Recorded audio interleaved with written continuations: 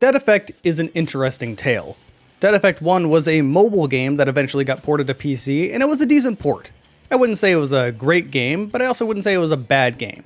At worst, mediocre and very boring. At best, highly amusing due to the horrible voice acting. You have been excellent. Good night. No! Dead Effect 2 is a similar story, but on a grander scale. It was a bigger game, originally meant for mobile, then it got ported to PC, but it had a twist. A few years after that, it got ported to VR. Now, when I say VR, I don't mean crappy phone VR, I mean proper PC VR. Valve Index, Oculus Quest, Samsung Odyssey Plus, whatever, the proper headsets. Your first assumption is that this game would be really bad. I mean, it's a mobile game ported to VR. How can that end up in any positive way? Hey everybody, as always, Jarek here, and to my surprise, this game is actually a hidden gem. Now, this is more impressive than it sounds because nowadays we have the hindsight of Half-Life Alyx and Boneworks and really good VR games. But this one came out before those games, and it was originally a mobile game. So the fact that this game ended up being good at all amazes me. Yeah, you're hearing that right. This game is a bit of a hidden gem. I had a lot of fun with it. That's extra surprising considering how mediocre and dull the first game was. First things first, the headsets this game officially supports is the HTC Vive, the Valve Index, and the Oculus Quest. I have a Samsung Odyssey Plus, and you might be thinking, wow, that's none of those headsets, and you'd be correct. However, I didn't have any problems getting this game to run on my headset, nor did I have to do anything. I only did one thing, and that was change the controls. That kind of loosely ties into graphics, so let's talk about the graphics. Well, they aren't great, but they're also not bad. Many people in my stream was pointing out how it looked like Doom 3, and that is indeed the atmosphere they were going for. This sci-fi high-tech space station with metal walls everywhere. It does feel a lot like Doom 3. Of course, it's not as good looking as other games of the same year, but at the same time, when it comes to VR, this is not a bad thing. Valve did a work of wonder. I don't know how they got Half-Life Alyx to look as good as it does and run as well as it does, but VR is very taxing on your computer, so having one that doesn't look quite as good is perfectly fine. That said, when we compare this game to other VR games on average, it does look pretty good. Again, VR games take a lot out of your computer, so unless you're a billionaire company like Valve, it's really hard to push what VR can do graphically. And since performance is so important when it comes to VR, I can't stress how bad it feels when things start lagging. You will get sick very quick. That means you need to have a lot of options to fine-tune your game so you can get a solid frame rate. Obviously, I can get away with some higher settings on my 3080 than someone could on, say, a 1080. And this game offers plenty of that. There are so many options in this game in about every way possible. The biggest thing I noticed that affected the game were the water graphics, which I actually had to turn down a little bit because I was streaming while playing, and that's just adding more onto my computer. The game does do a decent job automatically detecting your computer hardware settings, so normally you wouldn't even have to deal with this at all. But if you are having some frame rate problems, you can just turn these down. But to me, the more important options are the movement options. These are really important when it comes to VR. Personally, myself, I turned off all the options that are supposed to save you from getting motion sick because I've played VR plenty and I don't get motion sick anymore. What I wanted was full analog stick movement. Unfortunately, this was made back at a time when trackpads were the main things you were going to use, so this game expects you to use your trackpads. But I say, f that, I hate using trackpads. Thankfully, this is super easy to fix. You open the Steam VR options and then just download another controller profile. This menu doesn't show up in recording, so I can't show you, but trust me when I say it's super easy. All the profiles are named something along the lines of analog stick support, and then it just works. So yeah. As a VR game, it does exactly what it's supposed to. But I'd be willing to bet only about like 1 or 2% of my viewers actually have VR, so you probably care about the game, not me talking about VR. This is where I would talk about the story, if I cared to listen to it. Yeah, I have no real idea what was going on. I mean, I picked up characters and I know who they are and whatnot, but the story is very much so optional in this game, and I kind of just wanted to play the game. What I did pick up on is that you were a genetically modified super soldier. The scientist that was working on you was kind of a jerk, and you killed him. This caused things to go absolutely crazy with everyone wanting to murder you. There's also a massive outbreak on the spaceship you're on, so there are zombies everywhere. You run across a few other people that are in a similar situation, and this is about all I know. The reason this is all I know is because the story is presented to you in a rather boring way. It's pretty much just dialogue trees. I wasn't invested in the characters enough to really listen to all of the dialogue they were saying. And the game even knows this is boring because one of the options is just next mission. You can ignore all the dialogue and click the thing that lets you play the next level, which I'm willing to bet most people do just because of the way the game is set up. I mean, unless you're wanting to listen to the hilarious voice acting, because yeah, just like the first game, it's really bad. There's this guy with a really, really fake Russian accent. Ah, you mean the power armor. Good power armor must fit the user. You can't just pick up any piece and exchange it for what you're already wearing. This accent is experimental just power awful. armor. Then you have this guy who is apparently a Pokemon and only knows how to say his own name. Hey, fat guy, we need to get out of here. Minikin, no! No science! No more! Listen, I'm Gunner. There's gonna be a lot of science riding your ass if we don't get out of here right now. No science? Minikin hurts. Do Okay. I look like a scientist? Come on, fatso. A little workout might be good for you. Minikin trusts. Minikin goes. But Minikin hurts. I think it says a lot when Minikin, the person who can almost only say his own name, is the character I remember the best. It's just stupid in an endearing way. I don't know, this character's great. The other character just gives you the missions and explains what's going on. She's boring. Although the first thing I noticed when playing this game is that the perspective is really odd. People are so tiny, and I don't just mean short, I mean their body sizes are just smaller than what should be real. This may look somewhat okay in a 2D monitor, but when you put a headset on, you can point this out right away. Even so, it's always somewhat surreal to put a VR headset on and experience a franchise that you had already played, but in VR. Like, this part does not translate in a video at all. I cannot explain how this feels without giving you a VR headset. It's a much different experience. There's so much more depth and a larger sense of scale than what you would get in any regular video game. Anyway, I'm rambling. All of this does not matter. This is entirely set up just to get you to shoot stuff. Some of that is the same from the first game. You're in the same environment shooting mostly the same enemies, but a few have been changed and more have been added in. Remember those grenaders I complained about in the first game that just killed you out of nowhere? Well, those have been fixed now.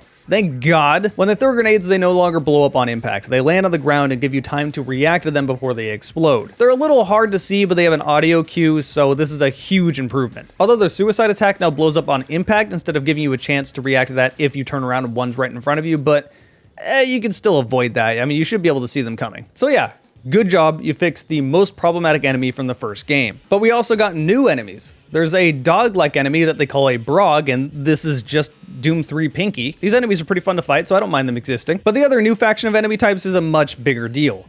You have regular soldiers with guns shooting at you now. And I was really happy to see this because I find these to be more fun than just zombies. Their AI isn't necessarily the most intelligent I've ever seen, but they take cover when they're supposed to, they approach you when they're supposed to, they do what you would expect. And this combat is going to feel very different in VR because as a player, you have more control over your body. Ducking behind cover isn't just crouching behind cover and then standing straight up and exposing your entire body to get a few shots off. No, you can stay crouched behind cover and blind fire over it if you really want to. You have so much more control over yourself. And a very similar thing could be said about the Nightcrawlers. These are those imp-looking enemies. Fighting these in VR is way more fun. I may look like a total idiot while I'm doing this, but it's really fun. These are just a few enemies, by the way. There's a lot more I didn't mention. But now we get to the part that's the real appeal to this game. The reason you're going to keep playing. It's part looter shooter. And if I'm praising this, you know it's special, because I'm not usually a big fan of looter shooters. There are so many options in this game. When I say options, I don't mean, okay, well, I can choose between 5 different shotguns and 5 different pistols. No, I mean, there are so many different gun types, there are so many different abilities, there's so much gear you can get, and every single one of these things you can unlock and equip actively changes combat. It's not just, oh, look, the number got bigger, it's better now. No, you were going to change how you play the game by equipping this stuff. For example, with the weapons. Yeah, you can't equip a pistol or a revolver or a shotgun or an assault rifle or all of that. All the regular weapons are there, and there's a huge amount of them. But then you also have laser weapons, and you also have melee weapons, and you have a minigun, then you have grenade launchers, then you have explosive tipped bows. The amount of stuff in this in-game shop was overwhelming. After about 6 hours of playtime, I was still seeing new stuff that I wanted to try out. And since it is part looter shooter, they do have stats attached to it, but you can upgrade each and every single one of those weapons. And that's just for the guns. The same experience can be said about the gear, about the abilities. There's so much to do in this game. I really only got a chance to see 3 of the special abilities. The 2 I ended up using were Storm and bullet time. Bullet time does exactly what you would expect, it slows down time, and this is way better than the first game. Reloading in VR doesn't slow down time because obviously if your hands move slower in the game, there would be a disconnect between what you're doing in real life and the game, and that would be rather odd. So when you slow down time, you can still reload just as fast as your hands allow you to reload. It actually feels like you're moving in real time while the world is moving in slow motion. That's always going to be fun, and it's always going to be effective. The storm energy, though, effectively acted like an electric BFG. I fully upgraded this thing, so it recharged fairly quickly and was very strong. I probably should point that out. These abilities are on a cooldown. You can only have 2 abilities equipped at any given time, and I thought these 2 were pretty good. There were so many more I didn't even get a chance to see though, and I really want to point that out. I should also point out that this gives you an incentive to choose the other characters. They all have their own special abilities. You have a reason to spec into other characters now instead of them just being a male or female option. Although selecting them really highlights how bad and cringy the writing is in this game. Hello, my name is Jane Frey. You're annoying me. Prepare to die. I'm Kay. I kill people with my sword.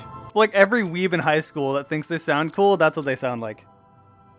But I think you get my point. There is a large amount of things to unlock with a good enemy roster. This kept every single mission fresh. I would always change up my loadout or upgrade something. I wanted to look forward to what this new thing I just got felt like in-game. And that really is the difference between a looter shooter that I hate and a looter shooter that I enjoy. This didn't feel like I was just grinding to level up whatever gun I had. No, I was getting new experiences by leveling up. That's why I wanted to level up. Everything I unlocked fed back into the gameplay.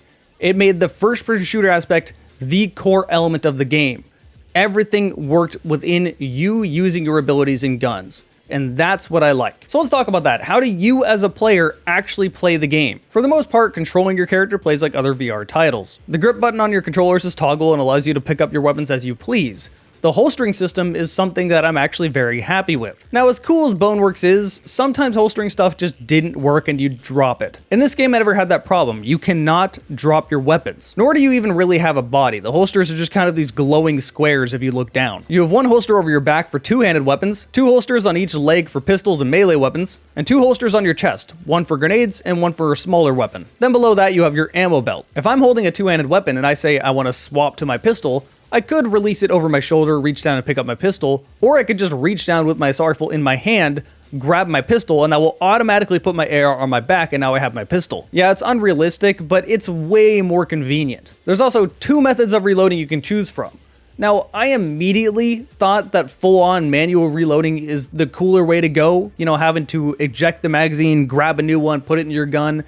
That just seems like what I would prefer, so I played that way for a few hours, and then I realized a problem.